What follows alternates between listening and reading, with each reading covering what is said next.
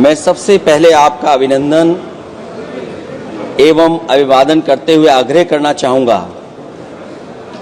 कि मुझे बोलने के लिए जो समय दिया है, मैं उसमें से 2 मिनट का समय महाकुंभ हादसे का शिकार लोगों की आत्मा की शांति के लिए खड़े होकर के मौन रखना चाहूँगा।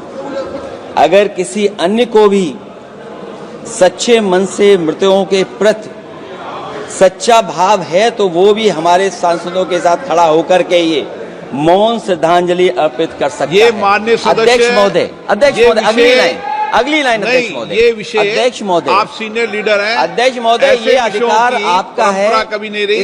ये मैंने विषय मेंशन करते हुए भरोसा है इस विषय पर मौन कर दिया था, इसलिए अध्यक्ष का अधिकार है। हाँ, मैं वही अध्यक्ष महोदय, ये जो बात मैं शुरू कर रहा हूं, जहां मैंने मौन 2 मिनट के लिए श्रद्धांजलि की बात की है, ये अधिकार मेरा नहीं है अध्यक्ष महोदय, ये अधिकार आपका है। मुझे पूरा भरोसा है आप पर कि जब अभिभाषण की चर्चा खत्म हो रही होगी उस समय 2 मिनट का मौन श्रद्धांजलि जरूर दी जाए जो श्रद्धालुओं की जान गई है। नहीं अध्यक्ष महोदय, नहीं अभी 1 मिनट दें, आप लोग कुछ मत बोलिए। नहीं कुछ नहीं। अध्यक्ष महोदय, अभी तो अध्यक्ष महोदय मैंने बात शुरू नहीं की है, और जिन लोगों को तकलीफ है और जिनको दुख होना चाहिए उनके बारे में मैं, हालांकि वो बात मैं बाद में कहना चाहता था महाकुंभ के बारे में, लेकिन अध्यक्ष महोदय क्योंकि बहुत सारे माननीय सदस्य ये सुन नहीं सकते हैं, इसलिए मैं बात वहीं से शुरू करता हूं। आप देश के परम अभिभावक होने के नाते हमारा आपसे अनुरोध है कि जहां सरकार बजट के आंकड़े लगातार दे रही है, और जब मैंने अभिभाषण पढ़ा अध्यक्ष महोदय, बहुत सारे आंकड़े सरकार ने दिए हैं। आंकड़े देने से पहले महाकुंभ में मरने वालों के आंकड़े भी दे दें। महाकुंभ की व्यवस्था के बारे में स्पष्टीकरण देने के लिए मेरी मांग है अध्यक्ष महोदय, सर्वदलीय बैठक बुलाई जानी चाहिए। महाकुंभ आपदा प्रबंधन व खोया पाया केंद्र की जिम्मेदारी सेना को दी जाए। महाकुंभ हादसे के शिकार लोगों की मृत्यु, घायलों का इलाज, दवाइयों, डॉक्टर, भोजन पानी, परिवहन की उपलब्धता का आंकड़ा संसद में पेश किया जाए। महाकुंभ हादसे के लिए जिम्मेदार लोगों पर, महाकुंभ हादसे के लिए जिम्मेदार लोगों पर घोर दंडात्मक कार्रवाई हो। जिन्होंने सच छिपाया है उनको दंडित किया जाए। अध्यक्ष महोदय, हम डबल इंजन की सरकार से पूछते हैं, अगर अपराध बोध नहीं था तो आंकड़े दबाए, छिपाए और मिटाए क्यों गए हैं? सच छिपाना और मिटाना भी तो अपराध है। इसका दंड कौन भुगतेगा अध्यक्ष महोदय? जहां इंतजाम होना चाहिए था वहां प्रचार हो रहा था। एक धार्मिक समागम में डबल इंजन का राजनीतिक प्रचार अशोभनीय है, निंदनीय है। इतने बड़े हादसे के बाद कम से कम अब तो वो होर्डिंग उतरवा देना चाहिए। अध्यक्ष महोदय, महाकुंभ की जो तैयारी हुई, जो हम लोगों ने जाना वहां पर, महाकुंभ न केवल 144 साल के लिए ये कहा गया, बल्कि ये भी कहा गया कि पहली बार धरती पर इस तरह का डिजिटल और जो आधुनिक चीजें हैं, टेक्नोलॉजी, उसका इस्तेमाल कर करके महाकुंभ होने जा रहा है। सीसीटीवी, ड्रोन, लाइव स्ट्रीमिंग के आधार पर जिनका दावा था कि वो डिजिटल कुंभ करा रहे हैं, वो मृतकों की डिजिट नहीं दे पा रहे हैं। एक तरफ तो जो लोग डिजिटल डिजिटल डिजिटल अध्यक्ष महोदय कहने को थकते नहीं हैं, लेकिन जब कुंभ में इतना बड़ा हादसा हो गया है तो यही सरकार डिजिट नहीं दे पा रही है। हमारे अपने लोग मारे गए हैं, जिसमें परिवार का हर रिश्ता दिवंगत हुआ है। किसी की माता, किसी के पिता, किसी की बहू, किसी की बेटी, किसी का भाई बहन, चाचा चाची, बच्चों के आंकड़े तो अभी तक नदारद हैं। खोया पाया केंद्र ही लोगों को तो नहीं मिल रहा है, जो खोया पाया केंद्र था उसको भी लोग पा नहीं पा रहे, ढूंढ नहीं पा रहे। अध्यक्ष महोदय, कुंभ कोई पहली बार नहीं हो रहा है। कुंभ का आयोजन सदियों से होता आया है। हमारे पौराणिक और हमारे इतिहास के दस्तावेज ये बताते हैं कि समय समय पे जो भी सरकारें रही होंगी, जिसका भी राज रहा होगा अध्यक्ष महोदय, उसने महाकुंभ या इस तरह के कुंभ का आयोजन किया है। एक तरफ तो वो कि जो 144 साल बाद महाकुंभ होने जा रहा है, उसका इतना प्रचार किया, और मैंने तो कई टीवी इंटरव्यूज में, कई समाचार चैनलों पर ये बात सुनने में आई और सुनते रहे हम लोग कि सरकार ने 100 करोड़ लोगों के आने का इंतजाम किया है। और अगर 100 करोड़, अध्यक्ष महोदय, अगर ये बात गलत है तो मैं रिजाइन आपको देना चाहता हूं। अगर अध्यक्ष महोदय, ये माननीय सदस्य लोग अगर ये नहीं सुन पा रहे हैं तो मैं इनको एक एक को, आप नहीं गए स्नान करने, आप स्नान करने नहीं गए, इसीलिए इस तरह की भाषा का इस्तेमाल कर रहे हैं। अध्यक्ष महोदय, ये कहा गया कि 144 वर्ष के बाद ये हो रहा है। जहां तक मेरी समझ और जानकारी कहती है, जो एस्ट्रोनॉमी और एस्ट्रो चीजों को समझते होंगे वो ये स्वीकार करते होंगे, जो भी कुंभ होता होगा वो 144 वर्ष के बाद ही होता होगा। लेकिन ये कहा गया कि नक्षत्र ऐसे हैं, तो मैं अध्यक्ष महोदय सरकार से कहना चाहता हूं कि सतयुग से लेकर के कलयुग तक ये सनातन परंपरा रही है कि संत महात्मा साधु समाज मुहूर्त के हिसाब से शाही स्नान करते हैं। उसमें नक्षत्रों के हिसाब से जो सहयोग बनता है वही शाही स्नान का मुहूर्त होता है। लेकिन भाजपा के राज में ये सनातन परंपरा टूट गई। पहले सरकार ने संत समाज को शाही स्नान रद्द करने का आदेश दिया, जिससे अनादिकाल की सनातन परंपरा टूटी। और फिर जब देश भर ने ये बात उठी, देश भर में ये बात उठी, तो उन्होंने हाथ से को छिपाकर फिर से आदेश दिया कि अखाड़े शाही स्नान करने जाएं। इससे सरकार ने पावन मुहूर्त के स्थान पर अपने मनमाने समय पर स्नान कराने का आदेश दिया। बात उस दिन या तिथि की नहीं होती है, बल्कि निश्चित मुहूर्त काल की होती है। ये सनातन परंपरा तोड़कर इन लोगों ने अच्छा नहीं किया।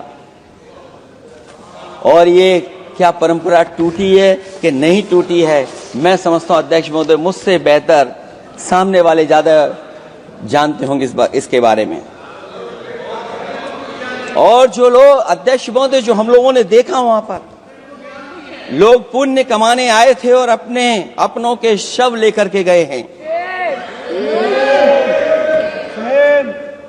चमत्कारी करिश्मा तो ये हुआ है, श्रद्धालुओं के शव मिल गए थे, पर सरकार स्नान करने वाले मरने वालों की बात स्वीकार नहीं कर रही थी।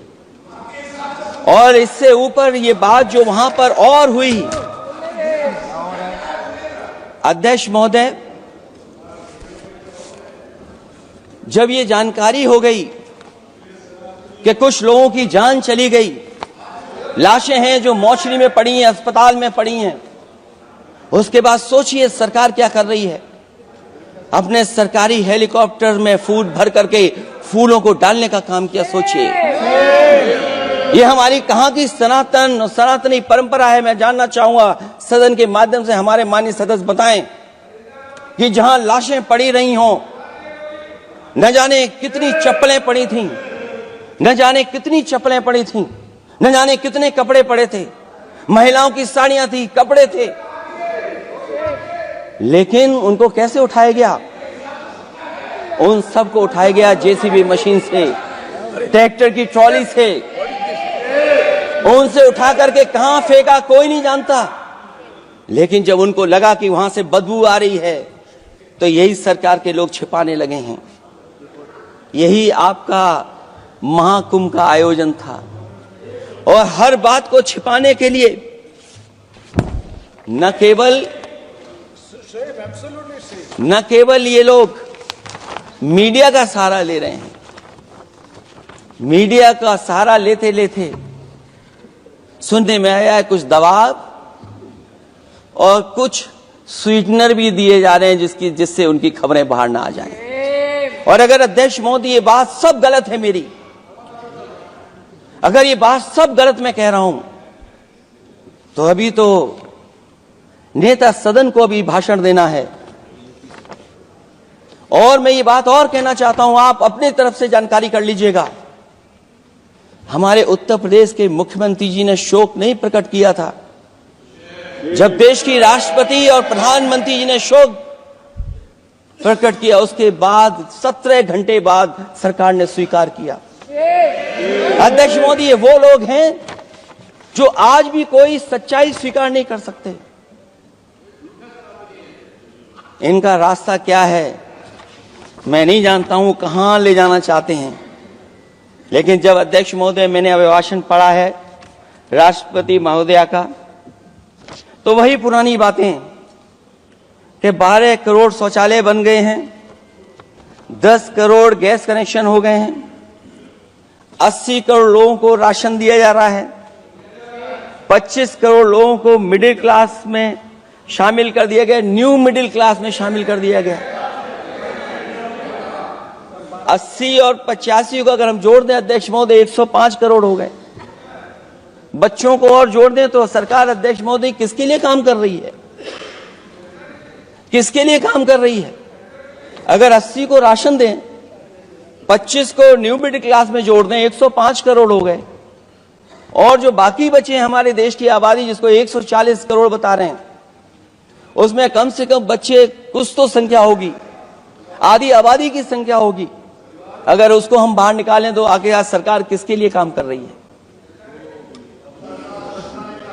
वही बात पुरानी सुनने को मिलती है कि राष्ट्रीय मिलिट्री स्कूल बन गए हैं, राष्ट्रीय मिलिट्री स्कूल जिनमें बालिकाओं की भर्ती शुरू हो गई है। अध्यक्ष महोदय, ये एक बता दें जो नया इन्होंने 10 साल के अंदर राष्ट्रीय मिलिट्री स्कूल खोला हो।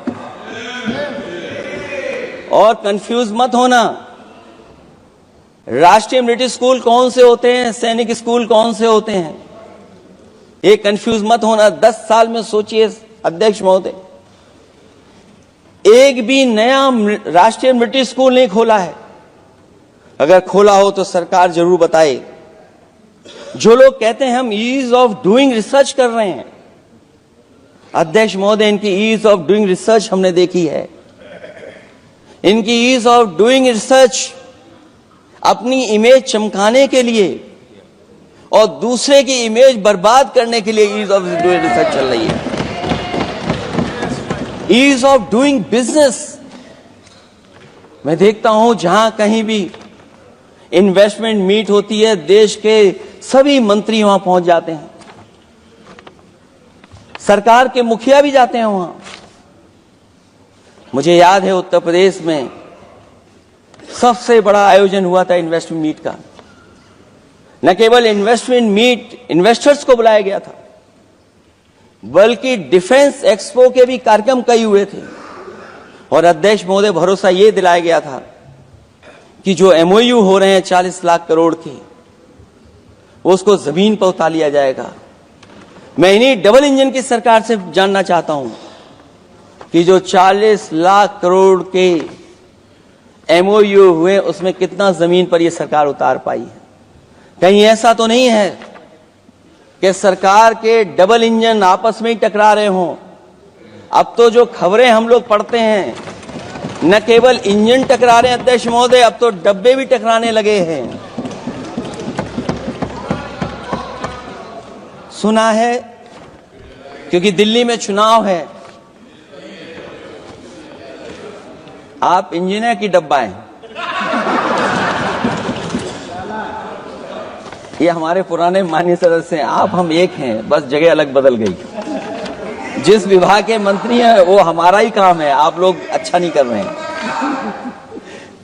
अध्यक्ष महोदय, दिल्ली का चुनाव है तो मैंने राष्ट्रपति जी के अभिभाषण में सुना कि यहां पर मेट्रो की जो दूरी है वो दुगनी कर दी गई है, पटरी दुगनी कर दी गई है, एक्सपेंशन हो गया है इतना। अध्यक्ष महोदय, मैं स्वीकार करता हूं दिल्ली का चुनाव है, आप एक्सपेंशन की बात करेंगे, लेकिन कभी आपने क्यूटो का नाम सुना है? आपने वेनिस का नाम सुना है? मैं अध्यक्ष महोदय आपके माध्यम से, जिसको क्यूटो बनाने के लिए सपना देखा गया था, 10 साल पूरे हो गए हैं, अभी तक वहां पर मेट्रो की शुरुआत नहीं कर पाए हैं। और अध्यक्ष महोदय, मैं ये बात इसलिए कह रहा हूं, अध्यक्ष महोदय मैं इसलिए बात कह रहा हूं कि जिस समय समाजवादी सरकार थी, जितनी भी मेट्रो आज यूपी में चल रही हैं, सब की सब समाजवादियों की देन है, एक भी आपकी देन नहीं है। और इस समय पर मैं याद करना चाहता हूं, उस समय देश के प्रधानमंत्री मनमोहन सिंह जी को जब मैं पहली बार मुख्यमंत्री बनकर के उनसे मिलने गया था, मैं बहुत सारे उनके काम उत्तर प्रदेश के लेकर के गया था। आज वो हमारे बीच नहीं हैं, लेकिन कम से कम उन्हें इसी बात से याद कर रहे हैं, जो जो मैंने काम उस समय दिए थे, एक एक काम उस समय के प्रधानमंत्री जी ने मेरा पूरा कर करके, और उसका परिणाम ये हुआ है अध्यक्ष महोदय, और उसका परिणाम ये हुआ है कि आज उत्तर प्रदेश में जितनी भी मेट्रो चल रही है, चाहे वो लखनऊ की हो, कानपुर की हो, आगरा की हो, नोएडा की हो, ग्रेटर नोएडा को जोड़ रही हो, दिल्ली को जोड़ रही हो। और अध्यक्ष महोदय, जिस समय उद्घाटन हुआ था दिल्ली से नोएडा को जोड़ने वाली मेट्रो का, उस समय देश के प्रधानमंत्री एक विदेश के बहुत बड़े उनके साथ बैठ करके गए थे उद्घाटन करने। वो अगर किसी ने काम किया था पूरा, तो नोएडा अथॉरिटी और समाजवादी सरकार ने, उसमें आपकी देन कोई नहीं की। ये बात मैं मेट्रो की इसलिए कर रहा हूं कि जो लोग दिल्ली में मेट्रो बना रहे हैं, वो बनारस में मेट्रो क्यों नहीं बना पा रहे हैं? और दिल्ली का विकास अपने आप हो जाएगा, बस ये जो भारतीय जनता पार्टी की दिल्ली वाली सरकार है वो हस्तक्षेप करना बंद कर दे। अध्यक्ष महोदय, रिवर लिंकिंग का कार्यक्रम कुछ दिन पहले प्रधानमंत्री जी ने किया। अध्यक्ष महोदय, मैं आपके माध्यम से, जहां किसानों के लिए एक नई चीज आ रही है, जिससे कि न केवल उनकी खेती बाड़ी बल्कि बहुत सा सुधार दिखाई देगा। खेती बाड़ी को भी पानी मिलेगा, पीने का भी पानी होगा। इंटरलिंकिंग पुरानी योजना है, और मुझे याद है जब पहली बार उसका MOU साइन हुआ था, उस समय दोनों प्रदेश के मुख्यमंत्री शामिल थे, लेकिन जब उद्घाटन हुआ है तो दोनों के प्रदेश के मुख्यमंत्री वहां से गायब थे। और वो कारण अगर जानना चाहोगे तो वो कारण भी बता दूंगा अगर आप कहोगे तो। जहां इंटरलिंकिंग हो रही रिवर की, ये अच्छी योजना है। 40,000 करोड़ रुपए आप खर्च करने जा रहे हैं। लाखों लाख जमीन उत्तर प्रदेश और मध्य प्रदेश की सिंचाई के लिए शामिल हो जाएगी। लोगों को पीने का पानी मिलेगा, लेकिन जिनकी जमीन जाएगी उन किसानों को, गरीबों को क्या सरकार मदद कर रही है? लैंड एक्विजिशन मैंने भी की एक समय पर, और मुझे याद है अध्यक्ष महोदय, जब मैंने लैंड एक्विजिशन किया था, उसमें भारत का ये लैंड एक्विजिशन एक्ट नहीं आया था। मैंने किसानों से बातचीत की थी और किसानों से समझाया कि ये योजना से, परियोजना से क्या लाभ होने जा रहा है। वहां के किसान तैयार हो गए, और उसका परिणाम यह था कि 21 महीने में देश का सबसे बेहतरीन एक्सप्रेसवे और जमीन एक्वायर कर करके हम लोगों ने बना करके दिखा दिया। और जब उद्घाटन हुआ था तो उसमें भारतीय वायुसेना के विमान सुखोई और मिराज को उतार करके हम लोगों ने उद्घाटन किया था उसका। ये बात मैं इसलिए बता रहा हूं, जिस हाईवे पर देश के प्रधानमंत्री उतरे थे और उद्घाटन के बाद प्रधानमंत्री जी के पीछे पीछे कोई चल करके आया था। वो हाईवे भी अगर किसी ने डिजाइन किया था तो समाजवादी सरकार का डिजाइन था, वो भारतीय जनता पार्टी का डिजाइन नहीं था। और अगर इनका डिजाइन होता तो उत्तर प्रदेश में कोई नया हाईवे ऐसा बना करके दिखाएं जिससे हवाई जहाज उतर जाए। नहीं तो मैं मानूंगा कि आप जो कह रहे हैं कि आधुनिक इंफ्रास्ट्रक्चर बनाना चाहते हैं, आपकी परिभाषा क्या है आधुनिक इंफ्रास्ट्रक्चर की? और ये बात में जो इतनी घुमा फिरा के कह रहा हूं, वो बात में लौट करके उसी पे जा रहा हूं। अध्यक्ष महोदय, अगर 40,000 करोड़ की योजना बनी है रिवर इंटरलिंकिंग की, तो जिन किसानों की, जिन गरीबों की जमीन जा रही है, उन किसानों को आप सही तरीके से मुआवजा, मदद उनकी क्यों नहीं कर रहे हो आप? अध्यक्ष महोदय, मैं इस अभिभाषण के माध्यम से जब सदन में जवाब आए तो उन किसानों की मदद होनी चाहिए। वो किसानों के पास कुछ नहीं है। उसके बाद आपका जो पैकेज है, आपका पैकेज पता नहीं क्यों कंजूस बनाता है कोई, आपका पैकेज कंजूस बनाता है कोई। कम से कम आपका दिल बड़ा होना चाहिए, और इतना बड़ा दिल हो कि किसान खुशहाली के रास्ते बजाए। आपने किसानों की आय दोगुनी नहीं की, आप आय दोगुनी नहीं कर पाए हैं। कम से कम उन्हें वो मदद करने का काम करें। इसमें अध्यक्ष महोदय, मैं राष्ट्रपति जी के अभिभाषण पर पढ़ रहा था कि सोलर को लेकर के और रूफ टॉप सोलर एनर्जी को, स्कीम को लेकर के बहुत बड़ी योजना और कई हजार करोड़ रुपए सरकार खर्च कर रही है। मुझे याद है जब देश के राष्ट्रपति कलाम साहब थे, उन्होंने एक प्रेजेंटेशन किया था सरकार के सामने, और प्रेजेंटेशन के बाद मैंने उनसे निवेदन किया कि अगर ये योजना मैं कर दूं तो आप क्या उद्घाटन करने आएंगे? उन्होंने कहा कि अगर ये आप कार्य योजना लागू कर देंगे तो उद्घाटन करने भी मैं आऊंगा। अध्यक्ष महोदय, उस दिन आंधी तूफान था, टेंट बिल्कुल उड़ गया था। इतना शायद पानी और बिजली का चमकना इतना था कि मैंने खुद रिक्वेस्ट की थी उनसे कि आप मत आइए, फिर कभी हम लोग कार्यक्रम कर लेंगे। लेकिन वो कार्यक्रम में आए, उन्होंने उद्घाटन किया। और अध्यक्ष महोदय, जो लोग कह रहे हैं 40,000 करोड़ की रूफटॉप स्कीम लाए सोलर की, जो मिनी ग्रिड बना करके पूरे के पूरे गांव को हम लोगों ने फ्री बिजली दी थी। फ्री बिजली उनको मिलती थी 24 घंटे, उनकी चक्की चलती थी, उनका सिंचाई का पानी का इंतजाम होता था। जब तक समाजवादी सरकार रही तब तक वो योजना चलती रही, और जैसे ही समाजवादी सरकार गई, इन्हीं के लोगों ने उसका मेंटेनेंस रोक दिया। न केवल उस गांव का जिसका राष्ट्रपति रहे उन्होंने उद्घाटन किया, बल्कि और जितनी भी सोलर की स्कीम चल रही थी, लोहिया आवास में जहां सोलर स्कीम के माध्यम से हम लोग गरीब को सोलर पैनल के माध्यम से उनको बिजली दे रहे थे, फ्री बिजली, उन सब योजनाओं को इन्होंने बंद करने का काम किया है। सोचिए, ये वो लोग हैं जो इंफ्रास्ट्रक्चर बनाना चाहते हैं। अध्यक्ष महोदय, चीन के सवाल को लेकर के कांग्रेस पार्टी के भी कुछ विचार हैं, हमारे भारतीय जनता पार्टी के लोगों के भी विचार हैं। सच्चाई ये सदन और ये देश भी जानता है। एक समय पर हम लोगों ने बहुत लाखों लाख किलोमीटर की जमीन, लाखों लाख एकड़ की जमीन हम लोगों ने खोई, और अब उसी रास्ते पर भारतीय जनता पार्टी चल रही है। अध्यक्ष महोदय, सवाल यह है, जमीन खोने के साथ साथ भारतीय जनता पार्टी स्वीकार नहीं कर रही है कि जमीन चीन ने कब्जा की है।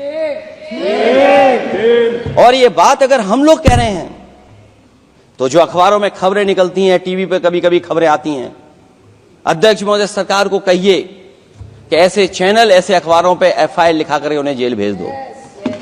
क्योंकि कुंभ की जो खबर चलाना चाहते थे, कुंभ की जो खबर देना चाहते थे, उन कुछ साथियों पे आपने एफआईआर लिखा दी है। अगर कुंभ पर सच्ची खबर दिखाने वालों पे आप एफआईआर लिखा सकते हैं, तो फिर चीन की खबर, जो खबर चला रहे हैं, उस पर भी आपको एफआईआर लिखानी चाहिए। दूसरा, हमारा एक जाति जनगणना का मसला बहुत पुराना है, ये कोई नया नहीं है। आरक्षण के सवाल पर इस देश में दक्षिण भारत से लेकर के उत्तर भारत में और देश में जगह जगह पर बहुत सारे नेता ऐसे रहे जो आज हमारे बीच नहीं हैं, जिनकी वजह से हम आज उस आंदोलन को आगे ले जा रहे हैं। बाबा साहब भीमराव अंबेडकर जी का जो संविधान है, उसके तहत जो हमें हक अधिकार मिले हैं, आरक्षण की व्यवस्था है, उस व्यवस्था को और मजबूत बनाने के लिए जाति जनगणना होना चाहिए। उसके पक्ष में अब तो कांग्रेस पार्टी भी है। एक समय था जब कांग्रेस पार्टी उस पक्ष में नहीं थी। और अध्यक्ष महोदय, मैं बड़ी जिम्मेदारी के साथ कहना चाहता हूं, अगर उसी समय कांग्रेस पार्टी भी पक्ष में होती तो आज हमें आपके सामने खड़ा नहीं होना पता, मांगना नहीं पड़ता जाति गणना। लेकिन अध्यक्ष महोदय, मैं अपने कांग्रेस पार्टी के साथियों से भी कहना चाहूंगा, अध्यक्ष महोदय, मैं कांग्रेस पार्टी के साथियों से भी कहना चाहता हूं, हम आपके साथी हैं और इस मुद्दे पे तो हम आपके साथ और आपके आगे भी चल करके आपका साथ दे देंगे। अब जाति जनगणना को कोई नहीं रोक सकता है। एक दिन ऐसा आएगा अध्यक्ष महोदय, एक दिन ऐसा आएगा, कोई टकरार नहीं है, आपके इंजन जैसे नहीं है। आपका एक इंजन अध्यक्ष महोदय, ये अध्यक्ष महोदय, हम तो, मुझे कभी कभी ये लगता है कि प्रधानमंत्री जी जितना अपने लोगों को ध्यान दे करके समझाते हैं, इतना ये समझते ही नहीं है। वो अध्यक्ष महोदय, वो सबसे ज्यादा सोशल मीडिया के बारे में जानकारी रखते हैं। आप भी जानकारी रखा करो। अगर आप जानकारी रखोगे तो आपको सच्चाई पता लग जाएगी। एक इंजन ने नमस्कार नहीं किया था दूसरे इंजन को, अगर याद हो तो पता कर लें। और ये बात अगर छिपी हुई हो, ऑनरेबल मेंबर, अध्यक्ष महोदय, अभी तो मैंने शुरू नहीं किया, मेरा लिखा हुआ बहुत लंबा है।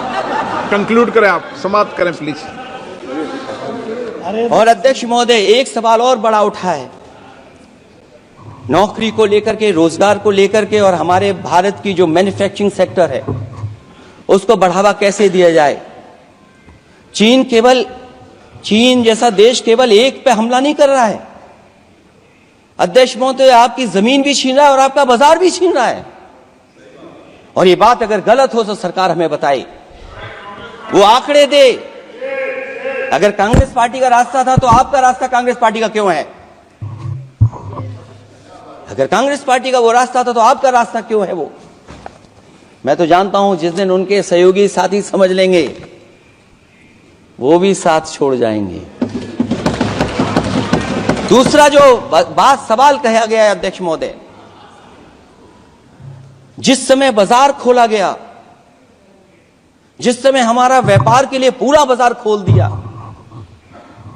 हमसे ज्यादा वित्त को समझने वाले इकोनॉमिस्ट और बहुत सारे जानकार लोग वो मुझसे बेहतर समझते होंगे, लेकिन मैं ये बात समझता हूं कि जिस समय बाजार खोला गया उस समय ध्यान उतना हमारे देश की अर्थव्यवस्था पर नहीं रखा गया।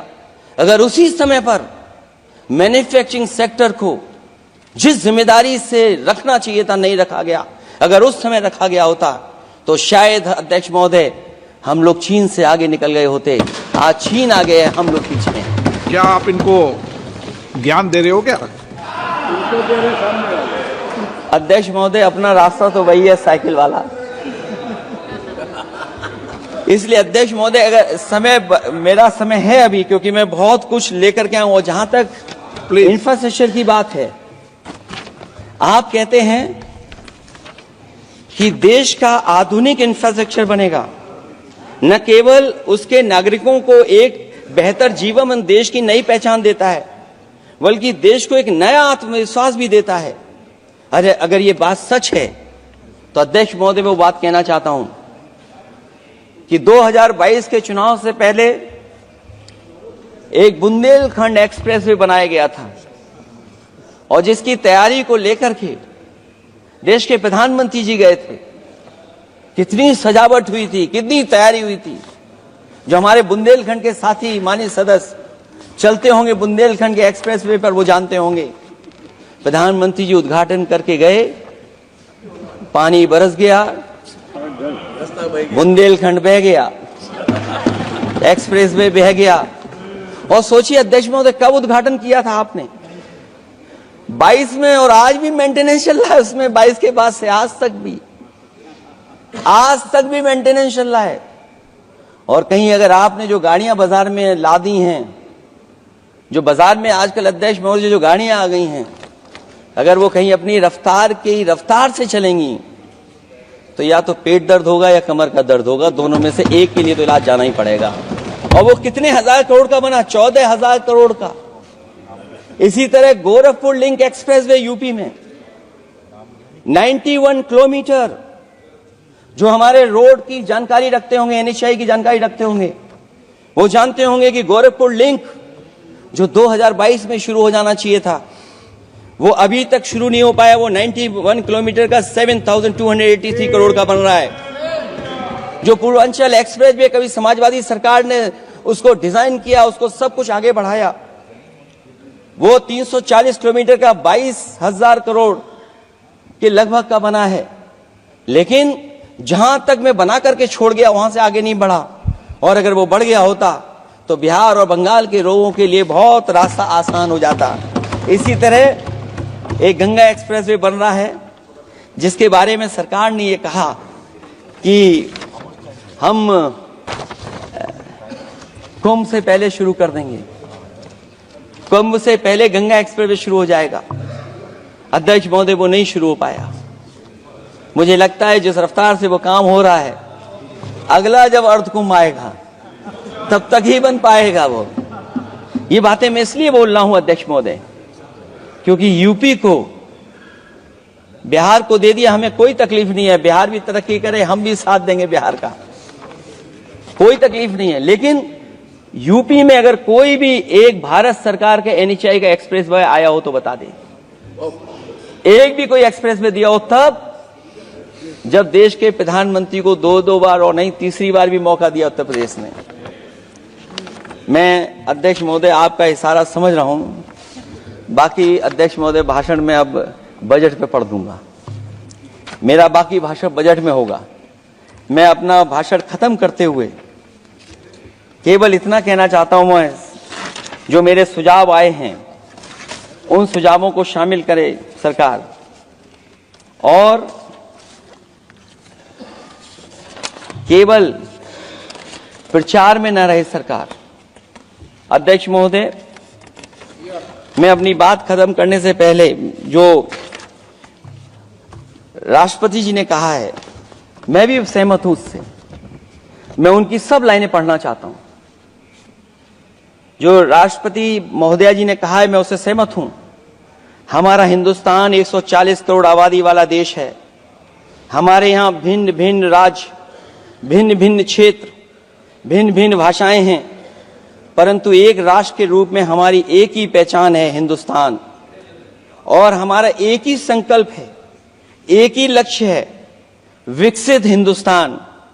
आने वाले वर्षों में देश को विकसित राष्ट्र बनाने के लिए हम सभी दृढ़ संकल्पित हैं। इस संकल्प में देश के शहीदों की प्रेरणाएं हैं, पूज्य बापू के मानवीय आदर्श हैं, और सरदार पटेल जैसी मां भारती की संतान द्वारा हमें दिलाई गई एकता की शपथ है। हमें इन प्रेरणाओं को आगे रखते हुए एकता के इस समर्थ विकसित हिंदुस्तान के संकल्प को पूर्ण करना है। आइए हम एक बार फिर एकता के संकल्प को दोहराएं और हिंदुस्तान के सपनों को पूरा करने के लिए कटिबद्ध हों। जब हम साथ मिलकर बढ़ेंगे तो हमारी भावी पीढ़ियां 2047 में अवश्य विकसित, सशक्त, समर्थ, समृद्ध, सोशलिस्ट, सेकुलर, डेमोक्रेटिक हिंदुस्तान देखेगी। मैं इतनी ही बात कहते हुआ, क्योंकि 10 बजट आपने पेश किए हैं, वो आप समझ गए होंगे, आप समझ गए बात को जो मैं कह रहा हूं। अध्यक्ष महोदय, जो बात मैं कह रहा हूं वो बात वहां तक पहुंच गई है, उनके चेहरे बता रहे हैं कि बात वो पहुंच गई है। और मैं अपने अंत में बस यही कहूंगा, क्योंकि 10 बजट के बाद ये अभिभाषण सुन रहे हैं हम लोग, 11वां बजट आ गया है। बजट हो ऐसा जिसमें सबके लिए उम्मीदें हों, समृद्धि की दिवाली और खुशियों की ईद हो।